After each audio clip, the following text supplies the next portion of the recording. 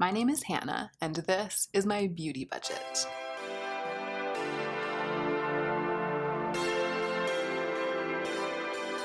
Hi friends, hi. All right, it is time. The day has come, the time, the moment. The hour is upon us. It's time for me to declutter my eyeshadow palettes. I'm trembling. I think this is gonna be hard because I know that I have too many for me of this type of product. I also know that these days what I really lean on for eyeshadow are my singles. I constantly rearrange my singles, make custom palettes. I'm making new palettes every week. I sit down and I make a new palette and then I reach for that palette. It's like I have something new every week because I create something new with my singles. I just have drifted away from my former devotion to pre-made eyeshadow palettes. And for that reason, I think there are a number of really stunning palettes in this stack, or in these two stacks, that I can part with. And the reason that I can part with them is that I know that I can place them with someone who will really, really love on them and get a ton of really good use out of them in a way that I won't, simply because my focus has shifted to singles and to custom making my own palettes. And that has come along with my kind of growing knowledge of and excitement about makeup. So the more I get into makeup, the more I get into custom color combinations and the less I get into prearranged palettes.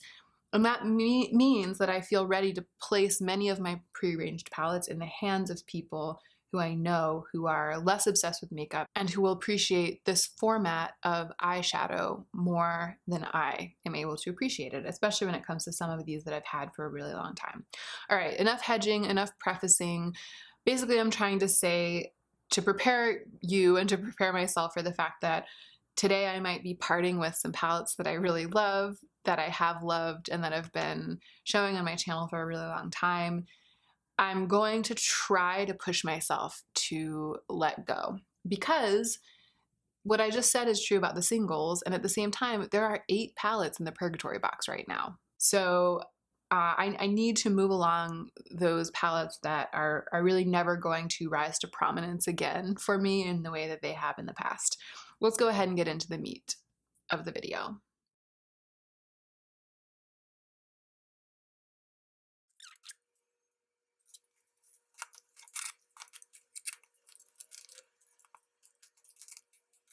I think I was able to get at least a corner of each one in frame, at least a piece of each one in frame, so you can kind of see what we're dealing with here. These are all of my eyeshadow palettes, all of the ones that I have at some point or another decided to keep and to own and to use. But it's too many. I can't keep them all, especially because I'm reaching for my singles so frequently. I think I'm just gonna stack them up and go through one by one. Actually, you know what? I'm not gonna stack them up. You know what I'm gonna do? I'm gonna lay them all out and I'm gonna pick my true favorites. I'm gonna pick out my true favorites and then I'm gonna stack everything up against those.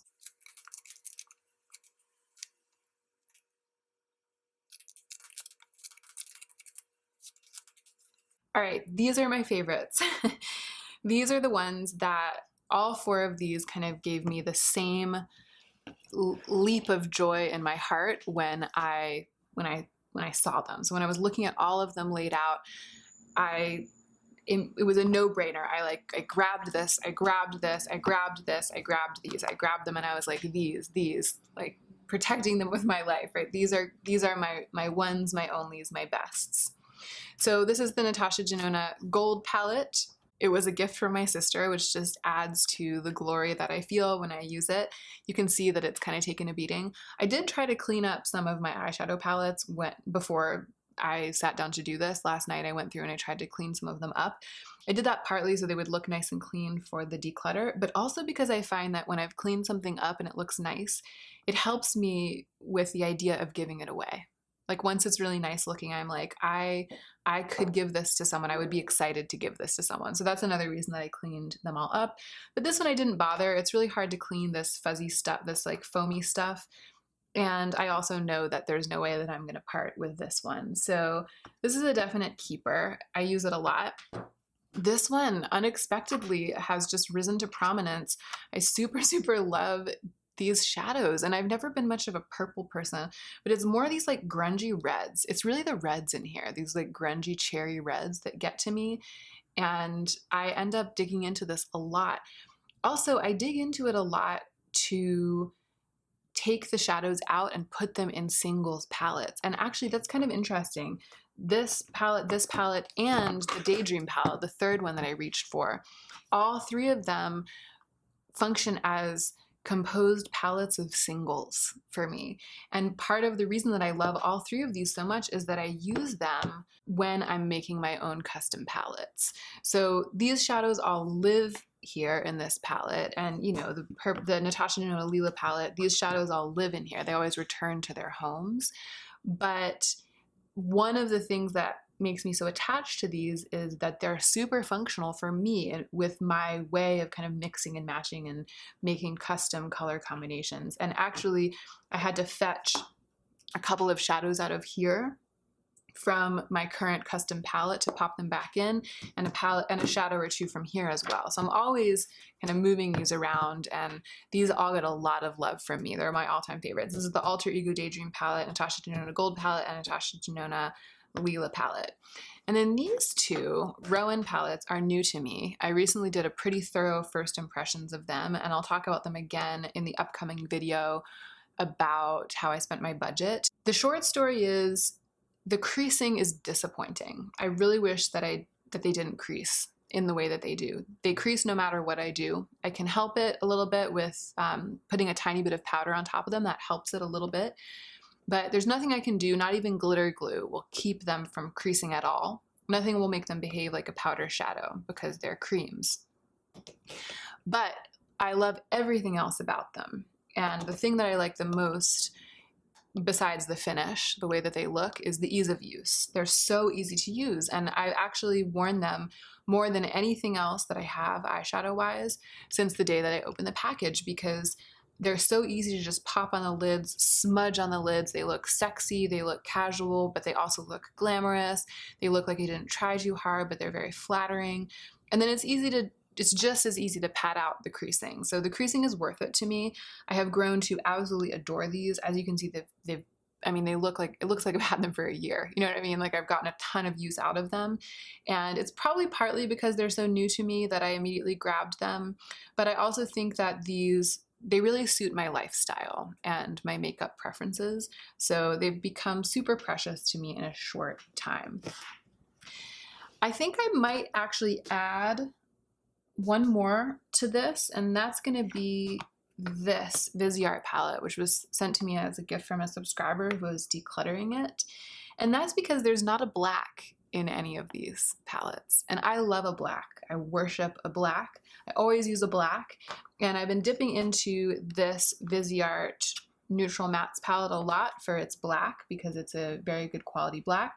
I also really, really love this ruddy red in this palette. The black, it's not swatching very well. I actually don't think these shadows swatch very well. Here are those. What happened? I tried to swatch those Natasha Denona shadows, but they had already rubbed off of my hands. They're probably all over the palettes. Yeah, look, there's one. They're I'm a mess. Anyway, I really like this palette as sort of like a go-to palette for rounding out looks. And these beautiful sort of neutral taupes, this gradient of neutral taupes is very useful to me with my style when I decide to go in and kind of make a gradient on my eye. So if I was building like a perfect little capsule collection from my larger collection of eyeshadow palettes, these are the 5 that would be in it. It would be Lila, Gold, Daydream, or the 6, I guess, if these count. It would be Lila, Gold, Daydream, the Rowan shadows, and then this one basically as a utilitarian tool for completing my eye looks. So what I'm trying to say is that this would be enough for me. Like, this could be it. There are no greens in here. There are definitely dimensions that are missing from this group, but I have that dimensionality in my singles. So when I look at what I have here, and I think about what I'm really drawn to, what I really love, and what I really wear a lot, this would be enough for me. So I'm gonna keep these right here in the corner.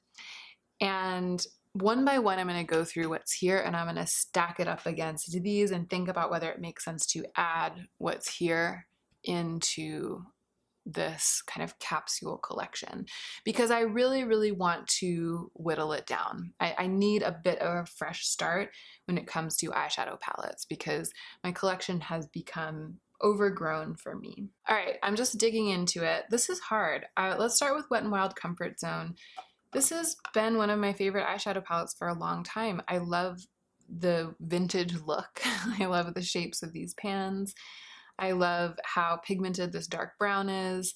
I love that it's an all shimmer palette and I get super editorial looks from this. Back in the day, before my No Buy year, before Rowan eyeshadows had entered my life, before I was the recipient of Clionadh Cosmetics PR, before I had any Natasha Denona eyeshadows, you know what I mean? Like back then, this really unusual all shimmer drugstore eye palette that is iconic was a highlight for me in my collection. It was so special.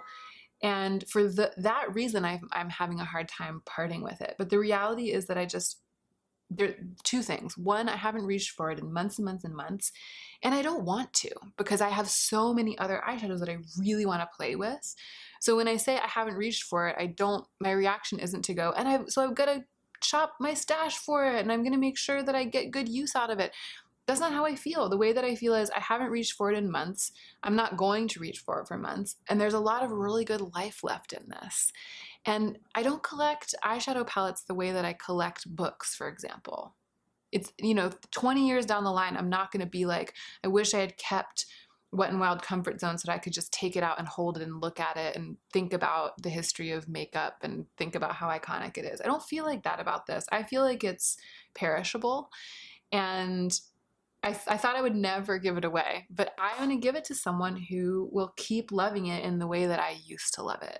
I do have people in my life for whom that will be true, and so I want space more than I want to keep this and everything that it represents to me. So I'm gonna pass this on. This Lauren gave to me, Lauren May Beauty. It's a Lise Wattier palette, and I was so impressed by the quality of these eyeshadows, and I really loved digging into it for a month or two after she gave it to me and after I kept it in the reckoning. Now I think about my Rowan shadows. This provides a really similar kind of quick, easy look. I think about the purples in the Natasha Denona Lila palette. These nudes are just so run-of-the-mill color-wise. I love the super dense creamy formula that's in here, but it's kind of like a palette of singles to me. Like I have so many singles with which I can do similar things. I've noticed since I've had this in my collection that when I want a quick, easy eye, I'm reaching for the Daydream palette, or I'm reaching for my singles palette of the week. Even though this could work in that capacity and perform beautifully in that capacity, it's not actually ever my first choice in that capacity. So I love it. I understand why it made it through my reckoning, but similar to Comfort Zone, I think I can place it with someone who will spend more time with it than I ever will. And I don't have any of the same emotional attachment to this as I had with Comfort Zone, so I kind of feel like if I can let Comfort Zone go, then I can let this one go as well. Ooh, hard ones. All right, here's Kevyn Aucoin Nudepop, and I feel like this is really special, and I still feel like this is super unique. When I look at it, I get sort of this leap of joy and excitement. It still feels fresh to me. This eyeshadow right here is the one I always think of. It's beautiful and creamy, and it performs beautifully. And I don't really have other eyeshadows like this. I don't even really have other singles like this. I also really, really love this very, very strange, almost like grungy oil spill eyeshadow. And even though I've acquired more shadows like this, I mean, in a similar vein, since receiving this as a gift, I still go back and reach for these kind of flaky, weird, shimmery Kevyn Aucoin shadows from time to time. So I feel like this is unique enough and aesthetic enough to stay, to keep living in my collection for now. So I'm gonna add it into the pile, and I'll double check at the end of the video and make sure that that's really the decision I wanna make. All right, the little Natasha Denona Star palette. It's so beautiful and so useful, and it also doesn't take up very much space. So I've never really had a reason not to keep it. And I still feel like it's a no-brainer, like keeping it is a no-brainer, but I'm not sure. I'm gonna put it down here with the full-size Star palette and maybe decide about them at the same time. Let's talk about Temptress. This is an alter ego palette. It's the first palette that Alter Ego ever sent to me. I kept it because I had always wanted the Anastasia Beverly Hills Sultry palette, and it's a dupe for that, and I was so impressed by the formula. I have since become an Alter Ego affiliate because I'm so impressed by the formula. I really think that they're doing good things. Also, I kept this at the time because I wanted to always have like a dark brown and a dark black to reach for, and these have been my go-to deepening shades for a long time. I'm constantly grabbing this palette and deepening up the outer corner with one of these two eyeshadows. However, in this context where I'm really trying to whittle down my collection and I'm trying to be ruthless, this is kind of a boring palette for me. Everything that I can do with this palette, I can do with singles. And I would be more inclined to reach for my singles than to reach for any of these. The formula is gorgeous, but the formula of all of my singles is also gorgeous. And a lot of what I can have from this, I can have from this stack here, and in palettes that I kind of cherish more for various other reasons. So on top of that, this would make an amazing gift because it's such a special palette and it performs so well. I think I'm ready to part with this one.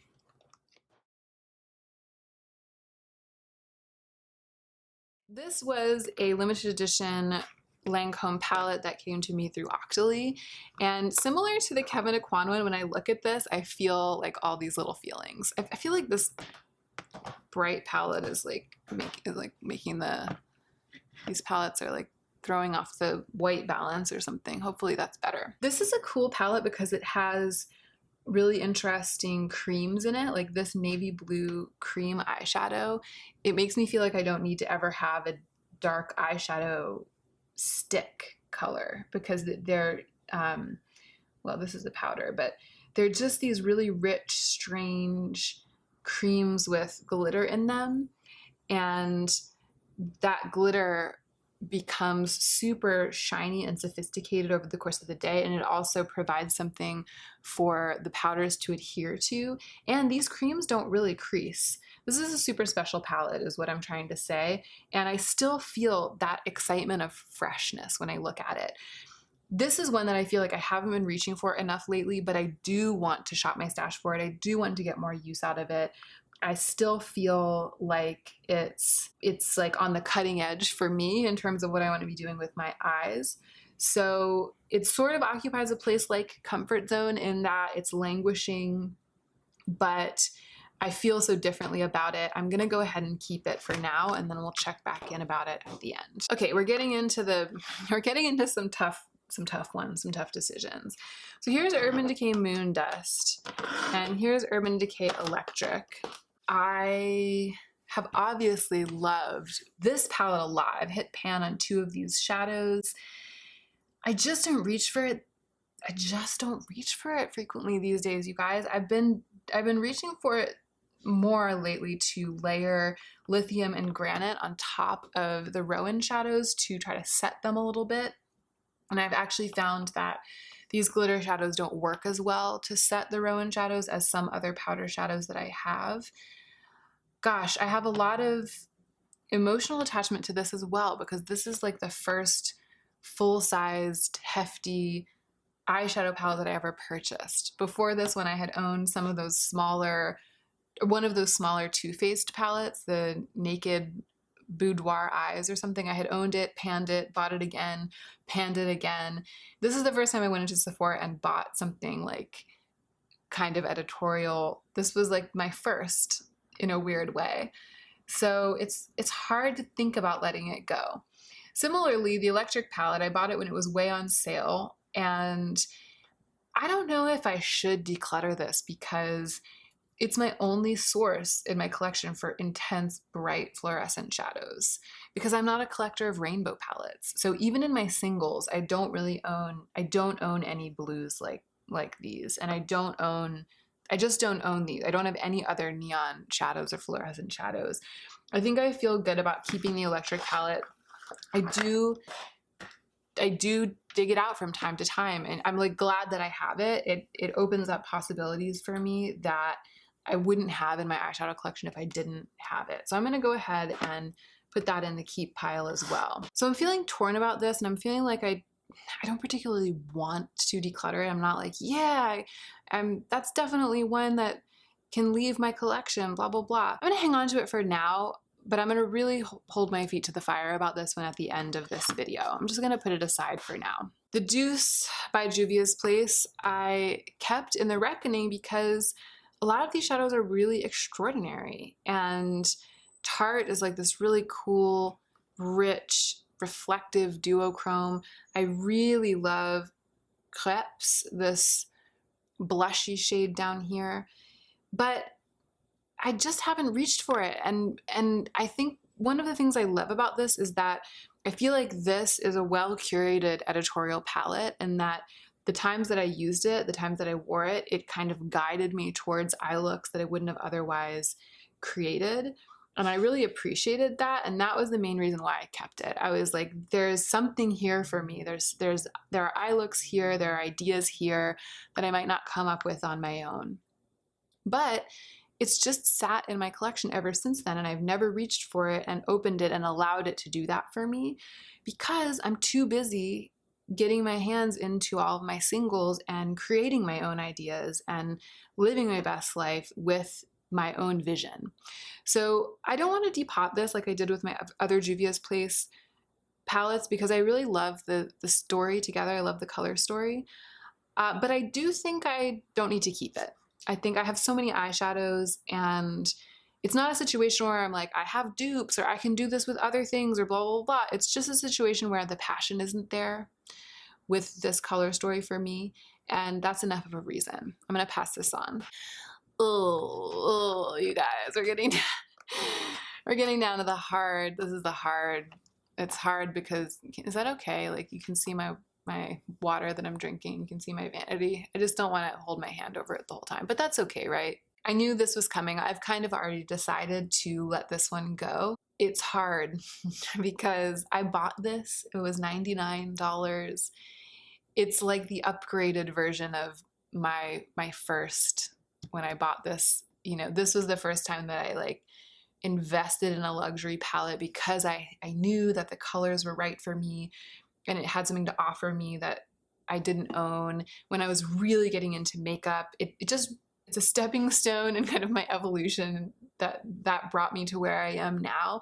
I learned so much from this palette about color. I love the formula.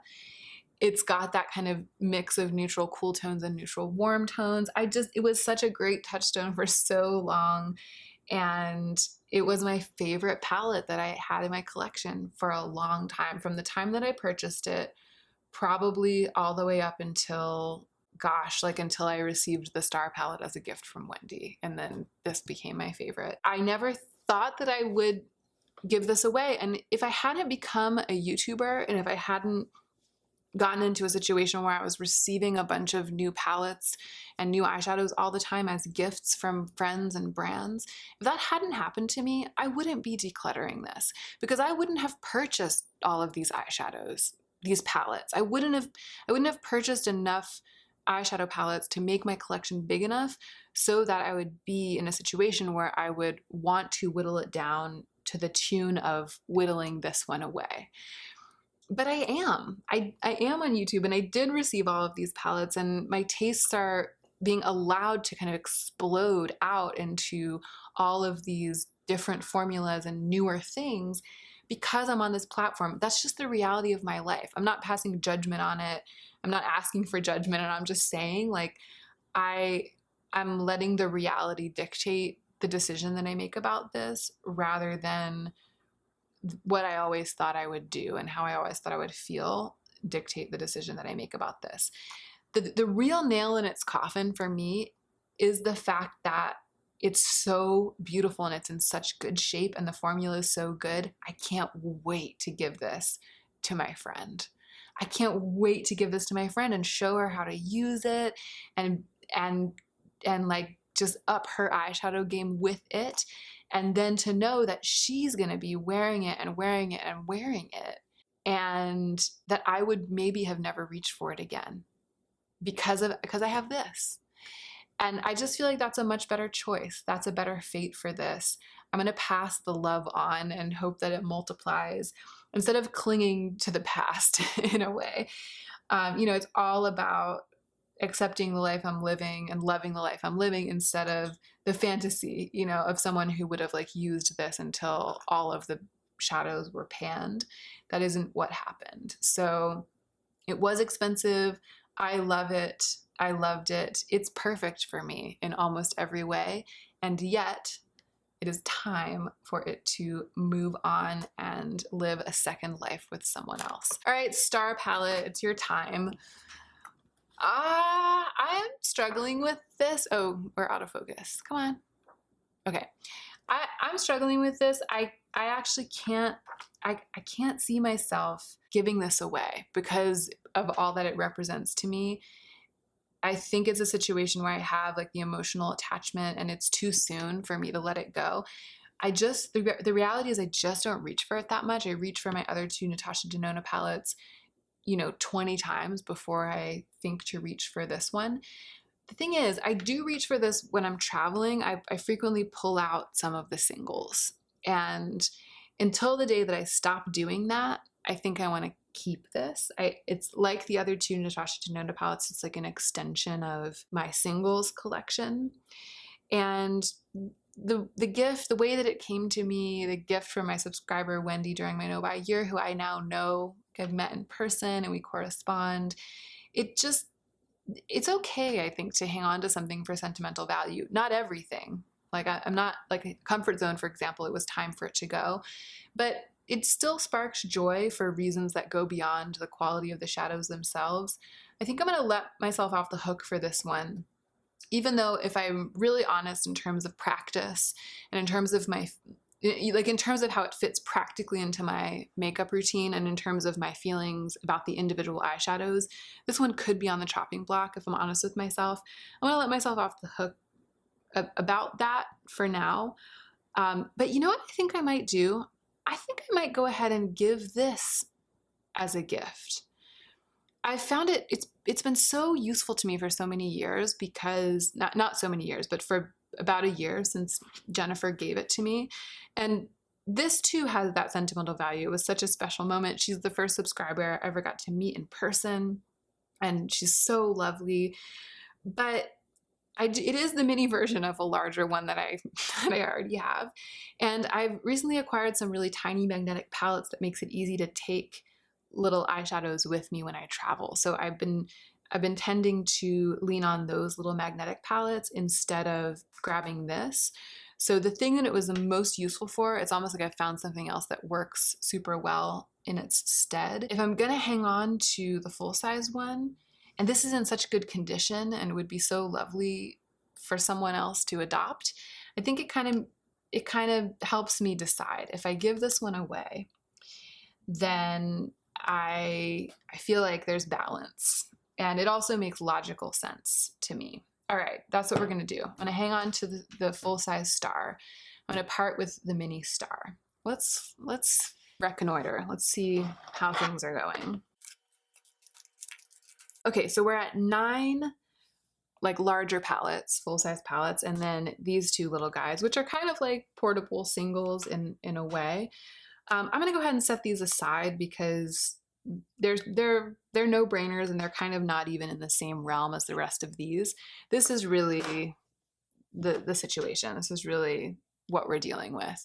I'm actually gonna open them all up real quick and take a gander.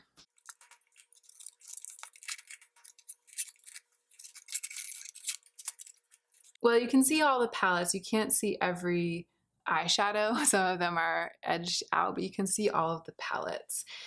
And this is really interesting. There's so much kind of warm, reddy purple stuff going on. But each one of these is definitely special to me in its own way and useful to me in its own way, especially the first handful that I picked out. I can see that the electric palette is super different, and I also know that it's super different from any of my singles. So I have no reservations about keeping the electric palette. I definitely do think that Nudepop, this Lancome palette, and the Lila palette they're a little bit similar. They're not exactly the same. Each one of them has unique qualities, but there's a little bit of redundancy there. But I don't feel like I need to get rid of any of them. I have really, really warm, glowy feelings about each one of them individually. So that doesn't bother me, the fact that they're kind of all in the same world over there. Gold is totally unique. It's cool. It's cool to see them all open like this. This is the one. This is like the main one I feel that I need to decide about. One of these could kind of go too. I'm gonna close them all up and kind of pull those out and have a chat.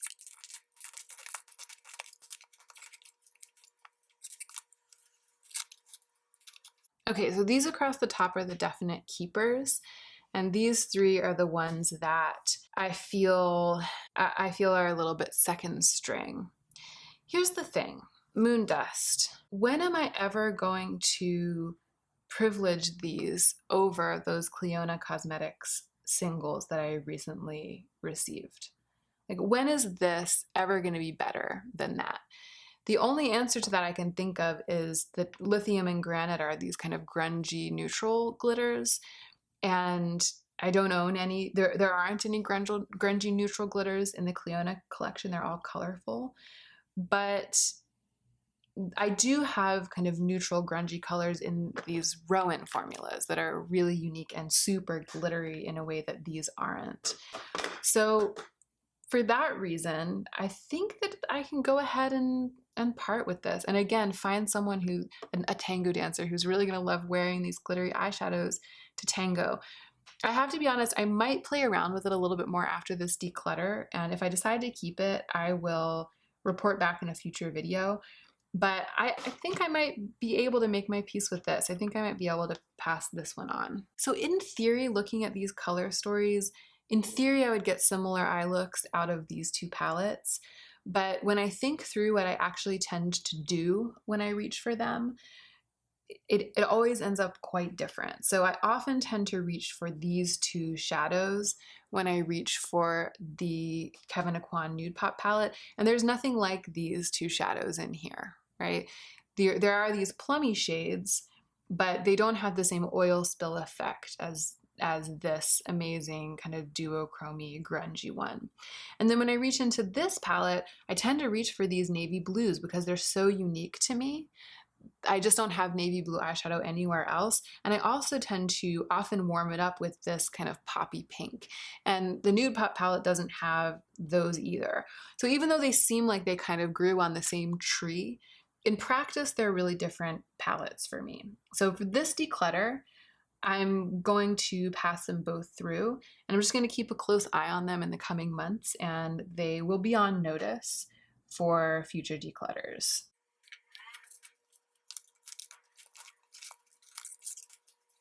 All right, so here's what I'm keeping. 1, 2, 3, 4, 5, 6, 7, 8 palettes. And here's what I will be giving away. 1, 2, 3, 4, 5, 6, 7 palettes. For some reason, the camera's having a hard time focusing on this situation. So I have successfully, unless you include the little Rowan singles, but even if you do include them, they're so little that I have successfully cut my eyeshadow palette collection nearly in half. And that's good. This feels good to me. About 8 palettes, give or take some little guys, feels good. And I feel like there's room for 1 or 2 to enter my collection from the Purgatory box, and I still will feel like I'm dealing with the roughly 10 palettes that make me feel the most functional as a user of eyeshadow palettes. And having actually gone through it and done it, I actually feel very good, very at peace about passing on the Natasha Denona Mini Star, the Comfort Zone. I actually feel very at peace about passing along the Moon Dust palette, because even though I see potential when I look into this palette, I see potential in this like bright red duochrome glitter, I just know that I have so many other colors that show me the same potential in different formulas and different arrangements, like singles that are easier to rearrange. And it's not like I'm boxed out of making any looks that I would make with this because of giving it away. So it was a tough decision, but now that I've done it, 2 minutes after I made the decision, I feel amazing about it. So this is good. I feel like I did what I set out to do, which was to ruthlessly cleanse my collection of eyeshadow palettes.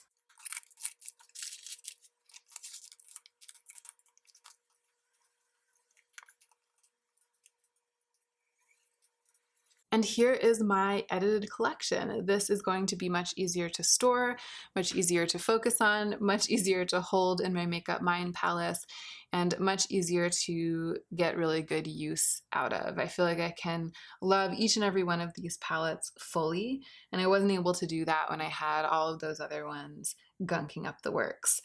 That is it. Thank you guys so much for watching this video. I hope that you enjoyed it, and I hope that you are remembering to take extra good care of yourself so that you can be the most effective version of yourself as you do your work in the world.